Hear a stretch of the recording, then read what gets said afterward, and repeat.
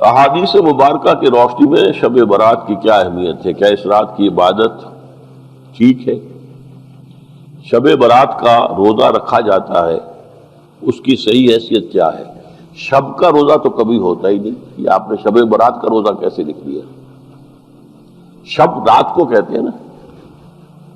شب برات جو ہے اس کو کہا گیا ہے اس لیے کہ ان کا خیال ہے کہ اس رات میں اللہ تعالیٰ بہت سے لوگوں کو اس کا کو بخشتا ہے۔ برات، اللہ تعالیٰ جہنم سے ان کو رستگاری عطا فرماتا ہے۔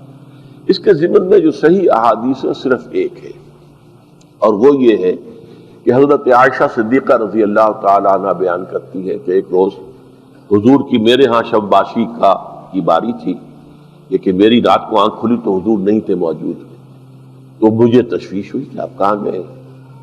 تو میں ڈھونڈتی ہوئی وہ یا کسی اور کو آپ نے بھیجا، بہرحال مجھے پوری تفصیل یاد نہیں ہے، تو معلوم ہوا کہ آپ جنت البقیع میں گئے ہوئے ہیں اور وہاں پر استغفار کر رہے ہیں اللہ سے، اور تمام جو بھی وہاں پر مردے دفن ہیں ان کے لیے مغفرت کی دعا کر رہے ہیں۔ بس یہ ثابت ہے۔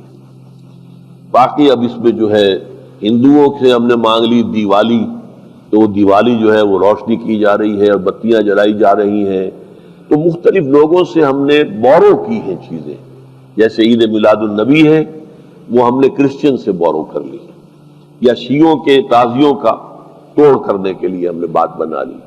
اب اس میں جو ہے روشنیاں کی جا رہی ہیں، یہ دیوالی کا گویا کہ ہم نے توڑ فراہم کیا ہے یا اس کی نقل ہم کر رہے ہیں، یہ چیزیں نہیں۔ البتہ نماز رات کی عبادت تو ہر رات میں بہت اعلیٰ ہے۔